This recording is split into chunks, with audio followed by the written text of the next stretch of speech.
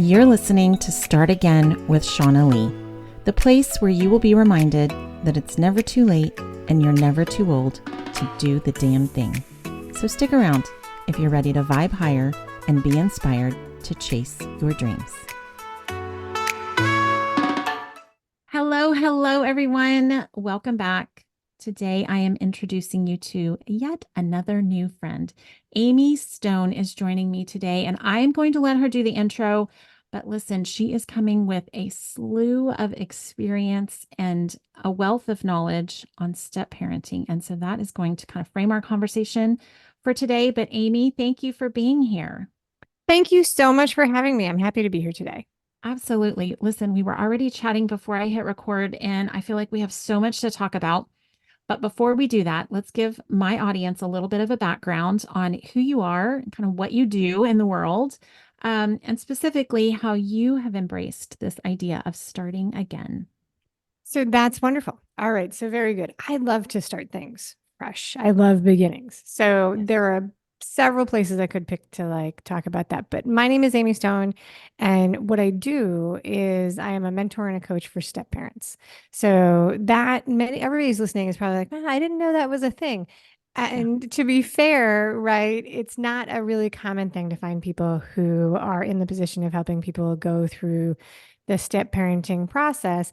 And that's kind of why I do it. Many coaches are their own first client, right? We say that our first round of research is our me search. And that's true for me. I am a step parent. I've been a step parent for over 25 years. Okay. And so it's a long time. Yeah. And today I did not know then when I went on a date with a coworker that this was going to be what I was doing in the future, right? That was the furthest thing from my mind.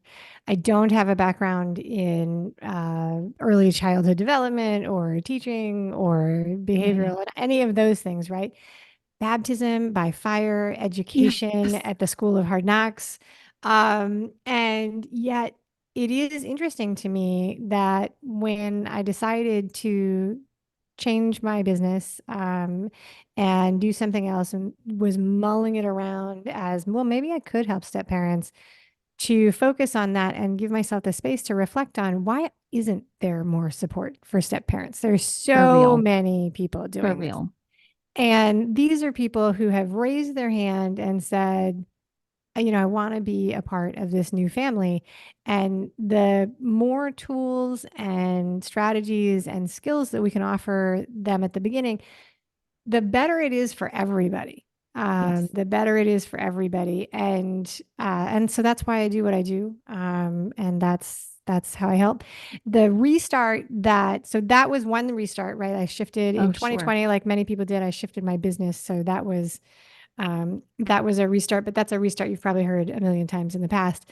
The restart I'm looking forward to is looking forward in time is that I will be in hopefully 18 months, 2 years, I will be an empty nester. The last of the children will be launching full speed into their happy Yes. life. I'm Into saying their this with happy life. I'm Yes. saying this with, great enthusiasm and optimism because there's no guarantee, right, with the launching of the Right. kids. But Right. it's been a long time coming, and so looking forward and saying, oh, what will the next phase of my life look like Yes. is sort of fun. It is sort of fun. It's also pretty scary at times and filled with lots of uncertainty. But I have to just say, personally, I have to commend you for already thinking about it. I see a lot of parents. We're all like in the day to day, we're just caught up in the rigmarole of raising children that you look up and you're like, holy shit, my kid's a senior. Oh my God, what am I going to do? And I think that's why a lot of parents freak out senior year is because they haven't proactively kind of given thought to what is my life going to look like when I'm not actively raising children day in and day out. So Yep. good for you because Thank that you. that is that is very smart and wise of you. I appreciate that. I call those Red Book moments because I don't know if Red Book magazine still exists, but it used to be like a grocery store magazine, and they would always have headlines like that, like midlife crisis, empty net, Yeah. blah, blah, blah, so on and Yeah. so Yeah. forth. So whenever I have those moments, like where I'm like, wow, how did that happen? I call it Yeah. Yeah. my Red Book moments. I had one of Yeah. those That's good. when applying to middle schools. And I was like, this is sucks, and Yes. and I was like, how come I was not ready for this? Red book moment. Red book moment. Listen, I'm going to steal that. That's good. I like it. Red book moment. It kind of makes light of the big scary life events. Well, that is my humor is my go-to deflection. So Yeah, yes. same. Yeah, it's good. It's good. Well, okay. So you sort of have already told us a little bit about your business and kind of what inspired you to start it. I would agree with the sentiment that you were like, why are not more people not doing this? Because Right. if you look at the statistics for divorce rates in multiple marriages, they're staggering. They're Like, terrifying. right? And subsequent marriages, like hello, divorce the third time, it has held true for me, statistically speaking. But I think a big, big, big component of that is when you are living with other people's children. Yeah. And step parenting is one of the hardest, least rewarding things that I have personally experienced. So I think without even knowing very much about your business, I know what incredible value you're providing to your clients to be able to support them through a very challenging phase in life. So all of that to say, again, Yes. kudos. Good job. Thank you. Yeah. I'm No, glad that you're doing this. I spend a lot of time being honest with people like about the fact that like I mean it is hard to live with other people. Full stop. Right? Hmm. It is hard to be a house guest for very long. And it was surprising to me the shift from girlfriend who got to like frolic with the kids, like go to the Yes. park and the theme Yes. parks and stuff like that, to living part time with the kids. That was a stunner how big a shift it was. And I like it's so silly when you're looking in the rearview mirror or when you're watching somebody else do it. It is obviously a big transition. And so it's a funny thing to say, like, oh my gosh, that really, surprised me what a big shift it was and how hard it was. But Yeah. it is hard. It is very, very hard. And it would be just as hard, right? If like if our own kids arrived at, just suddenly just delivered at the door, the stork dropped them off at, age 4 and 7, and it was like zero to that, that would also Right. be hard. Right. But we do lots of things that are not hard. And the unrewarding thing is a challenge because that is the sensation that a lot of people have, and it's not a pleasant one. A lot of people end up in relationships where they're not recognized or appreciated, and there's no framework for it. And sometimes that can be adjusted, right? Sometimes that Yes. can be adjusted, and other times it maybe can't be adjusted. But then the work is sort of permission giving. So, like, I believe, and not everybody sees the world the way I do, but I believe that all marriages end, right? The idea that a marriage is not supposed to end is a weird idea because of course they end. Yes. They're either going to end when somebody dies, and usually that doesn't happen often like a movie where everybody just goes minutes away from each other. They Yes. end with the death of somebody, or you elect to choose that the relationship is finished and complete. And so releasing the idea that that's never supposed to happen Yes. is very empowering, right? So then it's like, all right, so let's just let that judgment go, right? Sometimes Yep. we start into a relationship and it's not the right one, and so give ourselves permission to move on instead of shaming all over ourselves. Yes. Oh gosh, yes. And doing that, because when you release that shame and that wonky like judgment, then you're able to make choices from a different spot. Yep. 100% true. And I have never looked at it like that, but you're right. All marriages end Well, after and the divorce. next question is, right, why wouldn't you look at it that way? And it's because, like, this can be overdone in like conversations and especially in the life coaching space, right? The whole element of socialization and groupthink can be like overplayed. But Yeah, yeah. really, marriage in the United States, modern marriage, is really sold as a wedding that turns into happily ever after magically with no Yeah. preparation. And we are sold this idea of a happily ever after, right? Yes. The actual commitment is usually more like you're supposed to do this until you die.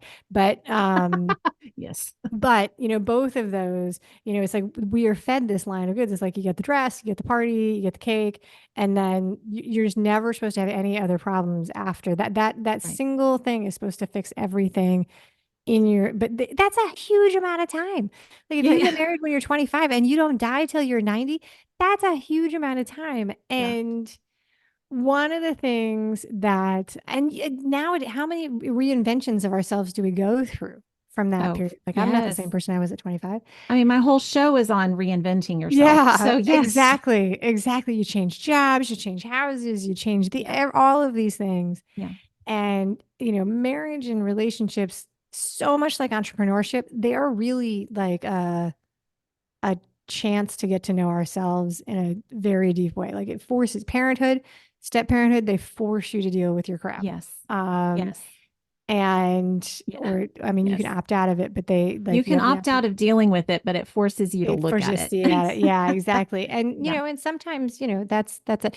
The other thing that I think is interesting that people should all over themselves with this in the whole like marriages dissolving and ending, choosing to end a relationship. When we date and we court people, we don't show them our ugly warts, right? Nope. We present the best side of ourselves because we Yep. want that to work out, right? So then of course, if you discover that that was maybe not all of the story, it's like you shouldn't shame yourself about that. That's the way we do it, Yeah. like That's people how it don't. works. That's how it works. So I really thought I looked at the scary data about remarriage Yeah. before my parents were divorced. So I grew up with that song of like, your life is predestined to be horrible because you're a child of divorce, which is Right, also right, right. a line of crap. Yeah, But yeah. and so I was really worried. I was really, really concerned. And my husband was also, my fiance then, he had seen the thing is 70% of second marriages Yes. is this statistic, right? And so my master plan with this was that I was going to find out as much about his previous marriage and what had gone wrong, and we were going to work on those things in counseling, and then our marriage would have no problems. That Amazing is plan. right. It was I mean, this was my conscious thought.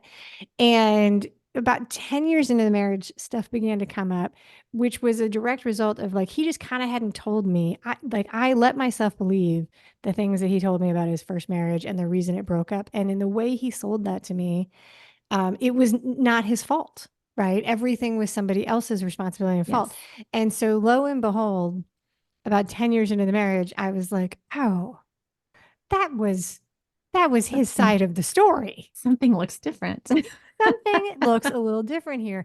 And I remember thinking about a story that he had told about he and his ex-wife about, and thinking to myself that now with 10 years of experience, that I agreed with her in this story now. And I was like, it was like an earth-shattering moment. I was like, Oh shit. oh, Those are oh shit moments. yeah, exactly, exactly, exactly. Yes. Yes.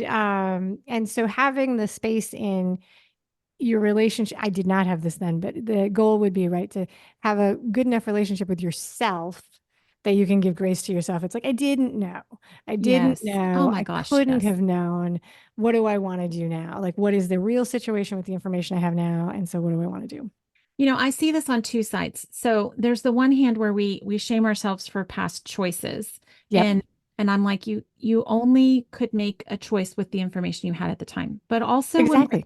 knee deep in the choosing of a new thing, you can only base it on the information you have. So either you make your choice with the info you have, or you go and get more information. Like I coach my niece all the time and I'm telling her, no, no, no, sweetie, you're just in the get it more information phase. Like Right. just don't have enough information yet. Just go get more.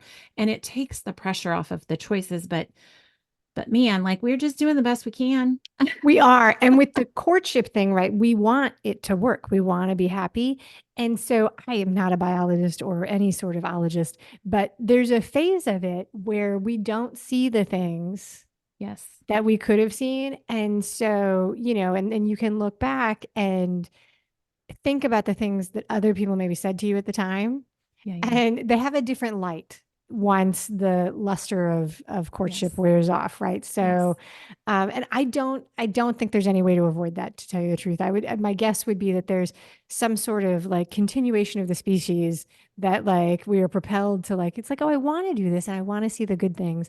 And sure, he's been married before and people say this is really hard and that's Yeah, not going yeah. to happen to me. And the Yeah, kids yeah, are yeah. cute and I like kids and what could go wrong? What could go wrong? Only everything. because, Turns out a well, lot. I mean, I just think from my own parenting of my own children perspective, it's because they're children that Yes. shit goes wonky. Like they're unpredictable little creatures. And so, And the other thing is that I think so. I have two stepkids and I have two kids. So I married my husband and I very quickly added two kids, which um, does not make anything simpler. no, The kids are wonderful, but they don't simplify life. I've never no. ever heard of a story where having a child made things simpler. But Mhm. so one of the things that now that my kids are young, the youngest are young adults, and I think that it's impossible to understand when you're 24, 27, 29, 32, 35 the amount of work that raising children is, just the grind of raising a family. And the other thing that's impossible to understand is how long that journey is. Yes. It's just it's your whole life. I could never have factored in how long this would be when I was at the start of the journey. It's like, Yeah. 18 years. How that's 18 years for one. And then if you've got four, it's like you adding on 5 more years with every, it's like, and now it's not even 18 because they go to college, you're still like their home base. They go to Yeah. grad school. If there's insert any number of things that can extend that out. I don't think there's any way to understand that until you're in it. And I remember when the third kid, so my first kid is the third kid, was beginning middle school. And so I had, so there's that phase of middle school where they're very busy and you drive them everywhere, but you're not a participant in anything they do. Yes. And so it's like, That is a very good description. it's so weird. I had the sense that it was never, ever going to end. I was like, I am a highly educated, brilliant person, and I love myself and everything. I am a wonderful. All I do is drive these ungrateful little craps around. They're having their best life, and They're living their I'm best life. knee deep in, goldfish dust, and it was not a great moment. You're kind of describing this moment. So when my third child, my only son, was in middle school, my youngest is about to go to middle school next year. She's so excited. And I'm just like white knuckling Holding my on way for through dear the life. next, Yeah, like I know what's exactly. Yes. coming. And she's so excited. So I'm like, I'm just going to ride her excitement until we're faced with reality. But I remember sitting in the pickup line at middle school, and it's the worst pickup line of all the three schools. I'm not sure why. And it was just like, yes, it's this waiting, and I'm just driving Waiting. him around, and he can't quite do any of the things he wants to do yet. And, anyways, I'm sitting there and I had this moment. This is what I wanted because Right. for I chose decades, this. Yeah. was in corporate America, and all I wanted was to have the freedom and flexibility to pick up my kids from school. And Yeah. it was like this thing I couldn't do because I had to be at work. And now I'm like, can I go work in an office again? Because that sounds glorious.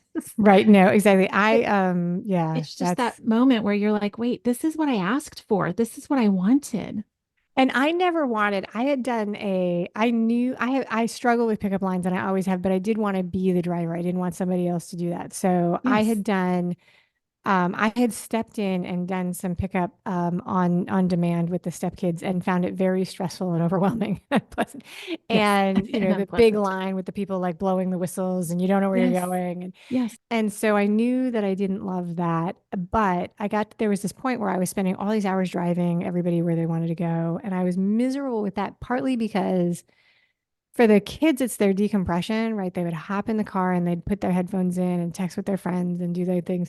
And so I was like, there was no even interaction. And I really had to work through that because I thought about farming it out and then that wasn't going to feel good. Like I didn't Yes. want to do that. A low point was I was complaining about it and I asked to do bus service. And my husband was like, oh, that's really expensive. And I took that as like a worth statement about me. I'm like, I'm not even, my mental health is not even worth this. I mean, it was really a dark moment for me. Yes. Yes. But eventually, like, I mean, I cut it way back. We did some delegation and some shuffling, and the kids did some more carpooling to reduce it because it was so miserable. But also, I had to like make a rule. I was like, okay, 5 minutes after you get in the car, there needs to be some communication with mom. I tell you a silly mom joke, just acknowledge I'm alive, some interaction, and then you can, put your earbuds in and text with your friends. But it was, yeah, no. That's So, a good and then rule. it was helpful. And then fast forward about 4 years after that, no, not quite, when I realized, maybe 4 years, 3, 12, but yeah, 4 years, when I realized that she was going to start driving, Oh, right? yes. And I was like, there is a light at the end of the tunnel. This is not Yes. going to go on forever. And Yeah. that was the most amazing awareness for me. I was like, wow. And that's kind of where I am now. It's like, Yes. I will be able to travel at a time that is not dictated by the school calendar. The Are school you calendar. serious about this? I'm so excited. That was one of my big struggles when I started dating someone that had a kid. I was like, why do all the vacations have to be to the grandparents' house? And why does it always have to be over school holiday? This is when everybody's traveling. I don't want to travel then. Yeah. Yeah. It's more expensive.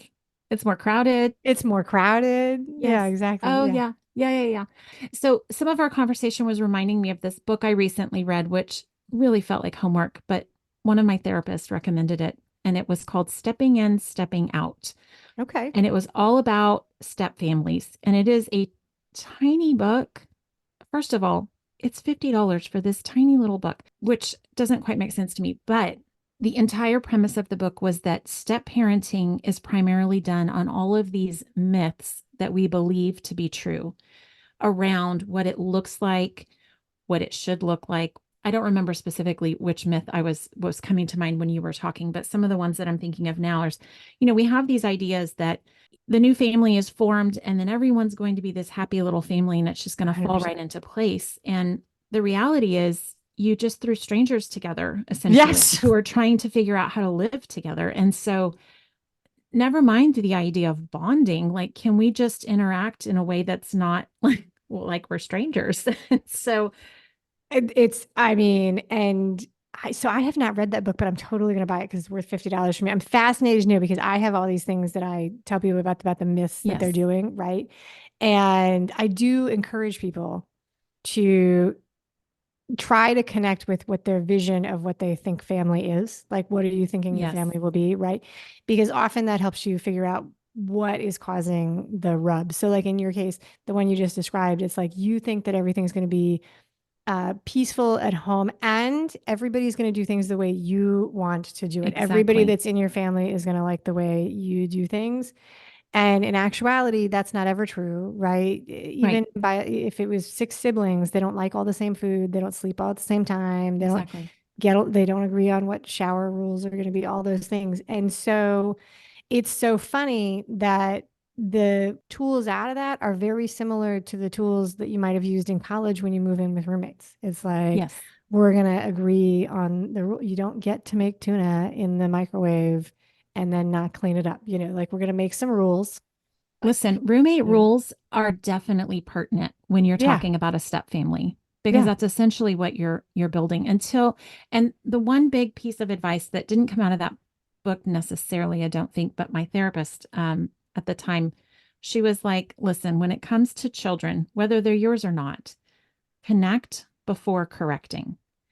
And Yeah. this whole idea of connection before correction was the concept. And I think for step parents specifically, your only job is to connect with that child if Yeah. and when that's possible. And the other thing that I did learn from that book was the concept of how long it takes to create a bond with a new person. That's right. And this idea that just because mom and dad are now married doesn't necessarily mean that mom and stepchild are going to have that bond because Right. dad has had the length of time the child has been alive to create that bond. And so, what they said in the book was if the child is 6, then it's going to take 6 years. If the child is 12, it's going to take 12 years. Like the idea of how Oh, old the interesting. child is how long that you have to kind of build in. So, it's not a couple months that we're talking about. No. It's years of being together and connecting and learning each other before you can maybe bond with each other. Dude, that's super. I love that. So when I was a new step parent, somebody told me if the kid is 5 years or younger, they'll pretty instantly accept you as an adult figure in their life, a parental like figure. Cause like everybody around them is that like total strangers, Yeah. like little tiny kids accept authority from anybody who's taller than them, right? And then the older kids, then it's like a choice, right? And that was kind of equivalent to what happened in our split because one of the youngest was 4 when I met him, and so he doesn't remember a life without me. His older sister, it took a little longer. Some people, I've seen a lot of people who say it takes 6 to 8 years for a family to blend. And I think that that's really interesting as a number because 6 years is also what when the Gottmans did their study for bringing home baby and they surveyed new parents and found that new parents were highly dissatisfied in the marriage. 6 years was also that benchmark. So it's like that whole, it's like 6 years of hard work when you're Yes. like, when you've got little kids. And then, and I had never heard the thing for 12 years and 12 years old. One of the things that I offer people who are blending with teenagers, right? They're stepping into a relationship and the stepkids are teenagers. Was not looking for more adults in my life as a teenager. I don't know about No. everybody else, but I was just that awareness that it's like they're in the part of their life where they're beginning to spread their wings and their reach and they're finding their own voice and all of those things. If you come into that relationship and I'm like, "Hi, I'm a new parent. Would you like to like go for ice cream and let's be Yeah, best yeah. friends?" They're going to be like, "Nah, thanks, lady, but see you later." Talk to the hand. Yeah. Yeah, Yeah. yeah. They're no, I like that. They're not looking for more adults in their They're life. That not. is They're so trying to true. They're they're looking for trying to get rid fewer. of their own adults. They Exactly. want They don't less. exactly. Exactly. It's like, They're like, how do and you want to take my dad with you? Like, right, I'm not exactly. looking for I an extra. and they do things like there was a family they were moving in together and the teenager was trying to make a case that they should have the master bedroom in the new house, Oh, right? And yes. I've heard of this. Uh-huh. the parents were like they were like, "What? On what planet does this make sense?" And I was thinking to myself, in the planet where you're 15 and you think the world is all about you. This is an Yes. absolutely, they're like, yeah, you guys Yeah, should this pay for sounds like a great idea. this whole I don't house should understand why be you're not mine. going for Right, it. exactly. You guys should go get your own house, but continue to pay all of my bills. And please come by every other day and clean up all my messes. And don't forget the food. Exactly, exactly. Yeah. Well, okay. So this is such a delightful conversation. I could talk about kids all day long, but the step family dynamics are so important because I think so many people, this was the other big point that that book made. So many people don't have an example of what good looks like. We That's right. don't see examples of step families that are working really well. That's We right. and the sheer number of children that grow up in step families based Yeah. on first marriages, half of them ending in divorce. Like the vast majority of children are growing up in step families, and yet we don't have good examples of what it looks like to do it well. That's why It's I think what you're even doing is so amazing. most of us don't have examples of doing it well. And what we do have is like a characterization of the myths. Like, so it's like Right. there are some stories now, like movies and things like that, which are not horrible representations of step parents. But what we mostly have is like the amplification of the myths. And then the using of the bad things as an anchor point for like drama. So like people who are, and this is not to sell anybody, throw anybody under the bus, but people who are in the business of selling divorce services, right? Which is an industry, like it's an industry just like the bridal industry, right? Their sales points are the thing. They're the myths about marriage, like you're 70% more likely to have your marriage fail. That is true, right? But the flip side of that is that the only statistic that matters in your marriage is your statistic. It could Yes. be 99% of the marriages fail, and that doesn't actually impact your marriage because what's happening in other people's Correct. relationship is not happening to you. But if that's all you ever hear, and I say this as a person who did this, if that's all you ever hear, it takes a long time where you're like, well, actually, it doesn't matter if those people are fighting.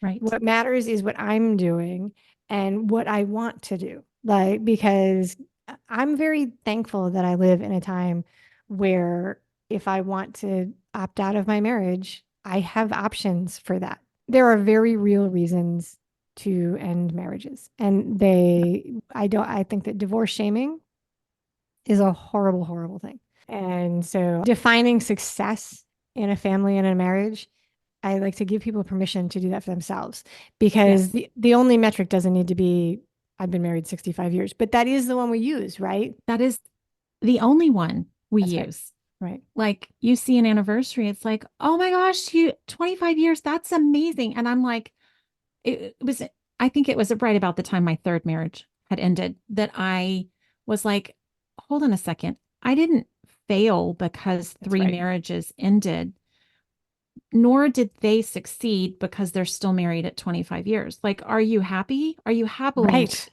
That is the metric that I want us to be qualifying. Like a length of time together just to me says you know how to do life together, but Right. are you both fulfilling your purpose? Are you happy individuals? Are you creating a happy home for your kids? Like that's what I want us to be celebrating is like that your kids have a safe place at home that they feel comfortable to, question authority and make scary choices and like that's the shit that I think is 100%. important, not That how is long you've been really married. important. That is really the safety to make decisions and include the Yes. adults in your life in it is a really really big deal and hard to do as an Yes. adult because kids do scary things. Yeah. So it's funny to be an adult raising kids. Like, have you ever heard that phrase that is, it's hard to parent yourself out of your children? Uh-huh. So I thought that I was a delightful person growing up. Yeah. I don't know why anybody would have thought it was a challenge, and I wasn't aware that people may have thought I was a challenge, to be totally fair. And then raising my stepkids, being a part of the group, raising my stepkids and raising my kids has proven to there have been some moments where I was like, oh, I may have been a little shit because sorry if you're sorry about the language if it's not allowed, but No, no. I was a really, I have a really high risk tolerance. And so I would do things that I look back and I'm like, wow, my dad was so patient with me. Like, I Yeah, mean, yeah. oh my God.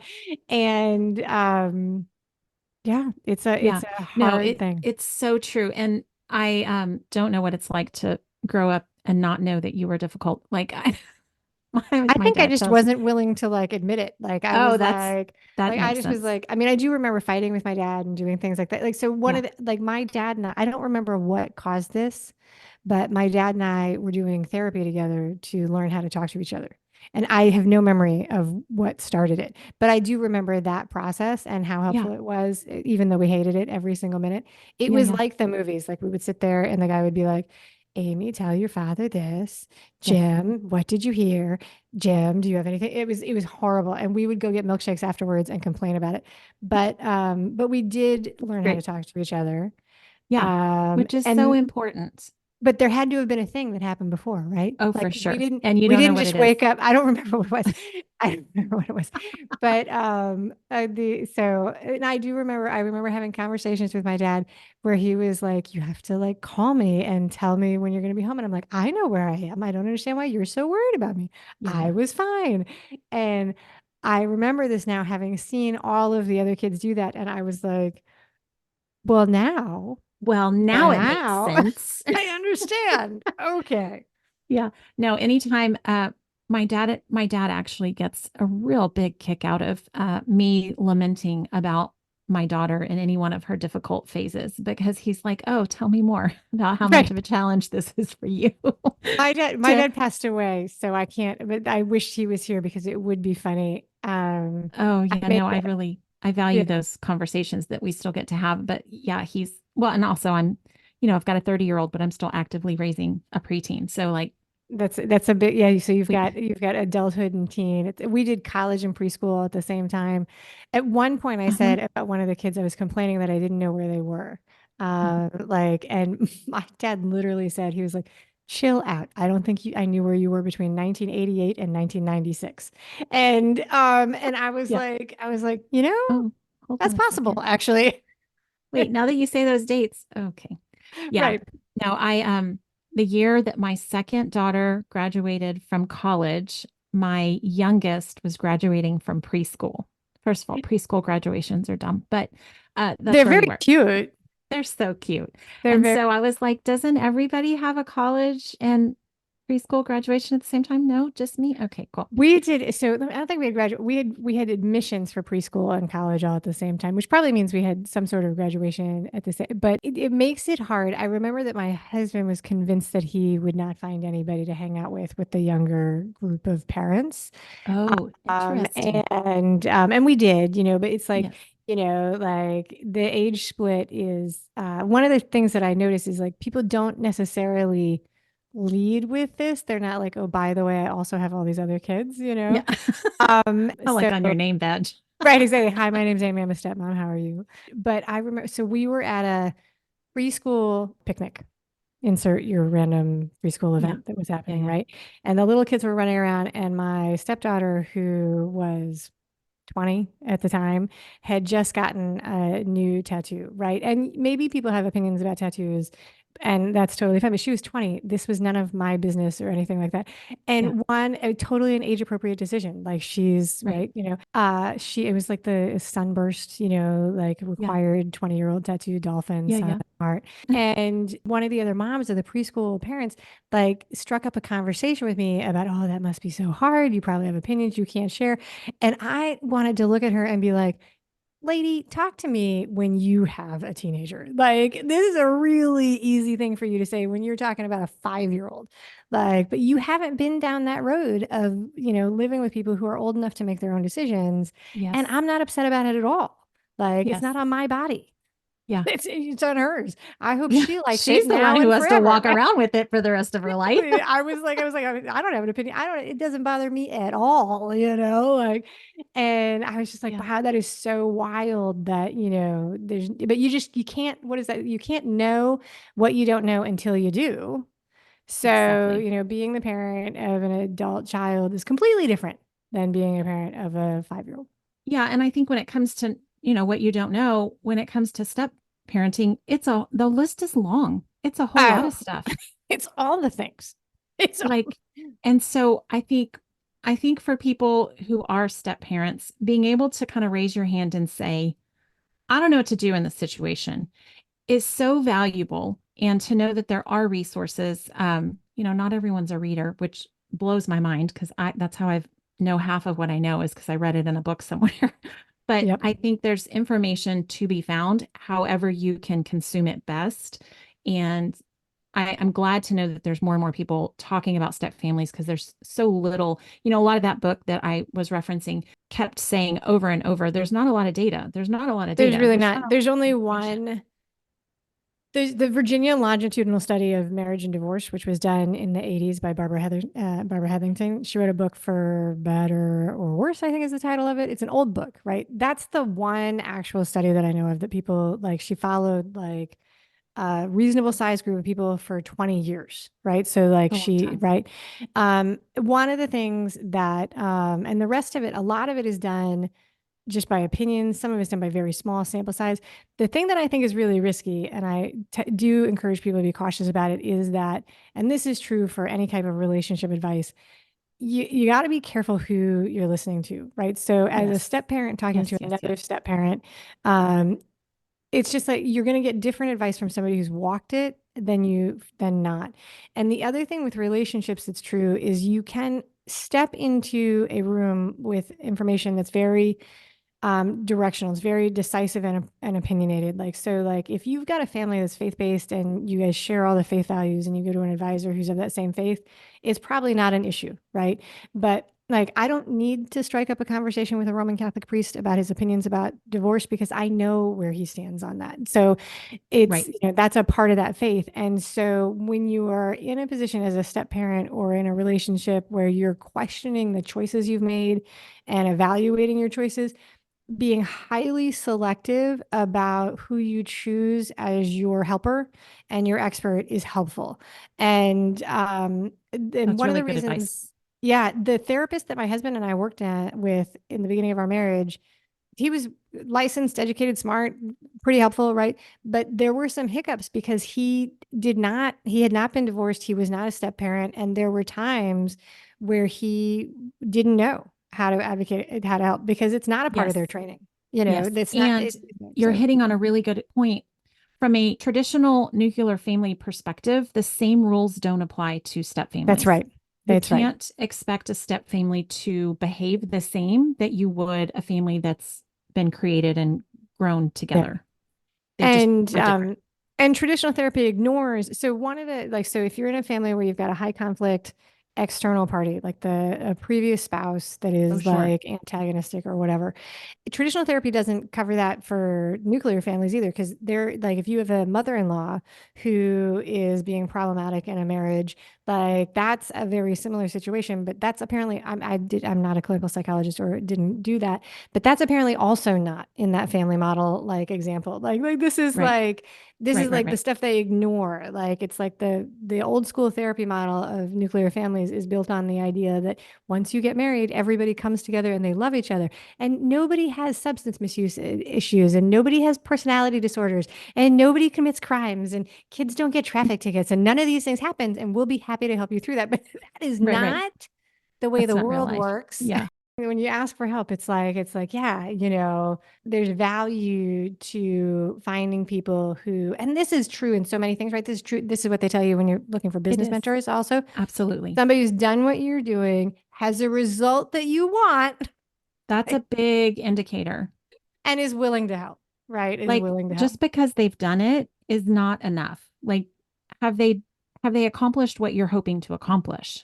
That's Yeah, the because caveat. right, like I can coach people through making the decision to stay or not in their relationship. If that's the Right. question they have, that's fine. I have no right. But if you are committed to doing what you can to make your relationship work, that is a very different set of steps than like, hey, tell me how to exit, you know? Exactly. Oh, Yeah. such a good point. Yes. Well, okay. So, what do you think is the most surprising thing about being a step parent? So we covered ad nauseum the challenge of living with other people. That was Yep. a huge one. The other one is that I really thought that my stepkids, so they were 4 and 8 when I met them. I thought that they should be quieter. I thought they should eat with better manners. I thought they should go to sleep at a regular time, sleep through the night, eat the things they ordered off a menu at a restaurant. Did I mention quieter? Clean up their own toys.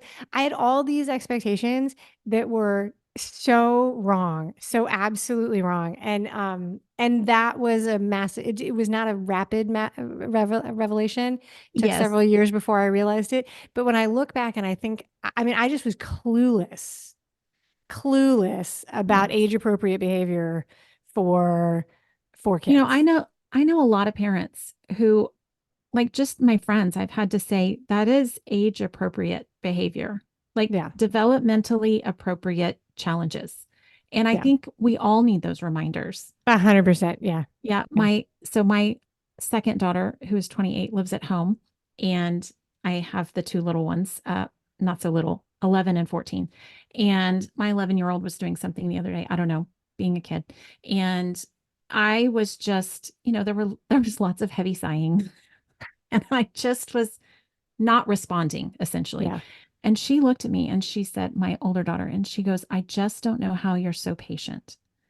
And I was like, "Listen, patience comes with old age." And Well, I but remember people honestly, telling me that as I was a parent, and I was like, what about me screams patient to you? Like, yes, but it's like, yes, I guess that also, one of the shocking realizations to me in this journey is that people say that it's like the buck stops with you. I can distinctly remember being up in the middle of the night with like a diaper explosion, wishing with all of my might that anybody would show up to take care yeah, of this for me.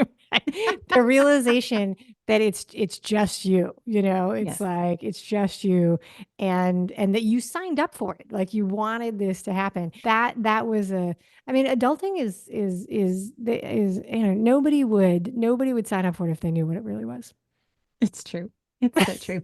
Well, okay. So speaking of being an adult now and oh so wise, what advice would you give to the younger you?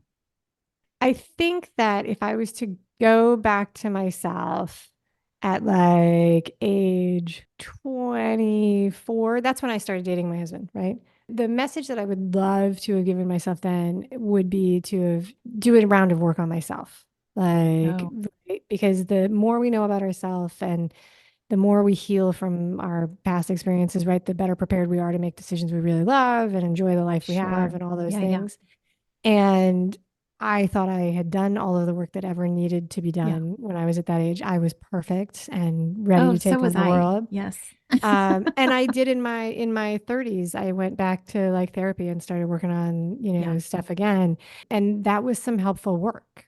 That Yes. was really helpful. And so I think that that's That's the really advice good. I would You know, a lot of the work I do is with divorced women, kind of putting your life back together after the marriage has ended. And I think there's a lot of this self-discovery. And what happens in this whole path of discovering yourself, whether you're still in a relationship or afterwards, I think there's this self-reflection that is really valuable. That's where therapy is really helpful. But I think specifically, relationships are a great tool to do that for us, right? Oh yeah. All No, it it is. shines a light on all of your shit that you haven't looked at. And And it's like it's not a regular light. no, no, it's it's like not. it's like a funhouse mirror light. Uh-huh.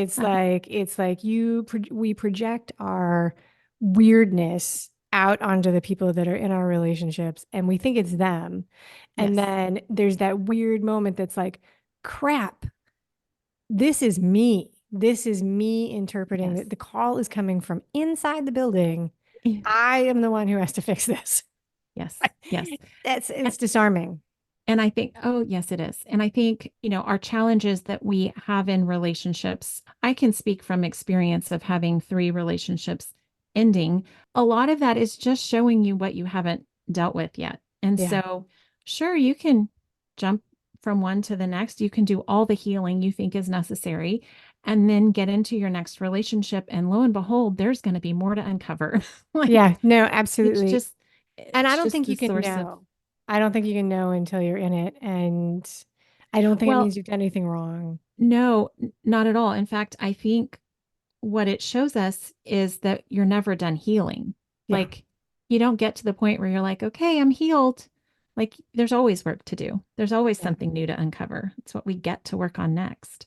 Right. And our Steph, kids see us. One of the things I yes, offer people is our kids see us do that. And a lot of times people are really worried to have their stepkids and their kids see them yes. make these mistakes and fix it. And I'm like, no, I think quite the opposite, actually. It's so It's valuable. the greatest gift we can ever give the young people around us to be like, wow, you know what? I didn't know how to do this and I learned how to do this, or this hard thing happened and we're working through it. And I think that, that is the example in the moment, right? They may not know it, but when they're in their life in the future and we're not around to help them, hopefully that is the example of, oh, you know what? I don't have to settle for something that is imperfect or flawed or not what I want. I can do the work to work through it because I saw these adults around me who were examples of overcoming adversity and relationships and jobs and family and Absolutely. all of those things. And I think that's a super empowering idea because shockingly, I'm not perfect. And also, quite stunningly, I knew not everything about what it was going to take to do this, step parenting gig. I still don't, so yeah. Yeah, no, every day is a new challenge. Well, so my last question for you is probably the most important, and that is how can people find you? I'd love to talk about that. That's so fun. Okay, very good. So my name is Amy Stone, and I call my business Amy Says So because it's cute. And the I like it. website, thank you. And the website is amysaysso.com. And that is the starting point for all of the resources that I offer people. So I encourage people to go there, sign up for one of my free resources that are there. And then you're in my email community, which is where I give out the really high quality goodies.